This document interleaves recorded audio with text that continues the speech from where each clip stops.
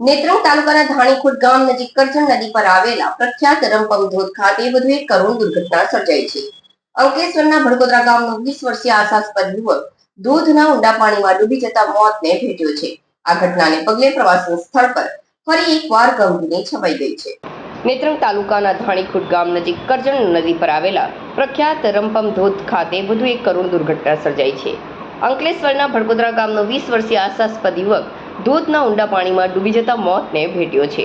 આ ઘટનાને પગલે પ્રવાસન સ્થળ પર ફરી એકવાર ગમગીની છવાઈ ગઈ છે. મળતી માહિતી મુજબ અંકલેશ્વર તાલુકાના ભડકોદરા ગામના અંસાર માર્કેટ વિસ્તારમાં રહેતો અબ્દુલ વાહિમ અબ્દુલ હકીમ શાહ ઉંમર વર્ષ 20ના પોતાના મિત્ર સાથે ધાણીખોટ ગામે આવેલા રંપમ ધોધ ખાતે રવિવારની મજા માણવા આવ્યો હતો. ધોધ નીચે આવેલા પથ્થરો પરથી વહેતા પાણીમાં થઈને તે સામે કિનારે જઈ રહ્યો હતો. તે દરમિયાન અચાનક તેનો પગ લપસી ગયો હતો. પગ લપસતા તે સીધો ધોધ નીચે બનેલા ઊંડા પાણીના જોખમી ખાડામાં ખાબક્યો હતો અને ડૂબવા લાગ્યો હતો.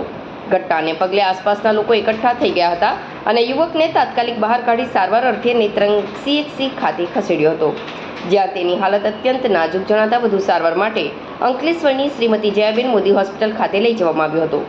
જો કે કમનસીબે હોસ્પિટલના ફરજ પરના તબીબે સાંજે 6:33 તેને મૃત જાહેર કરતા પરિવાર પર આફ તૂટી પડ્યું હતું.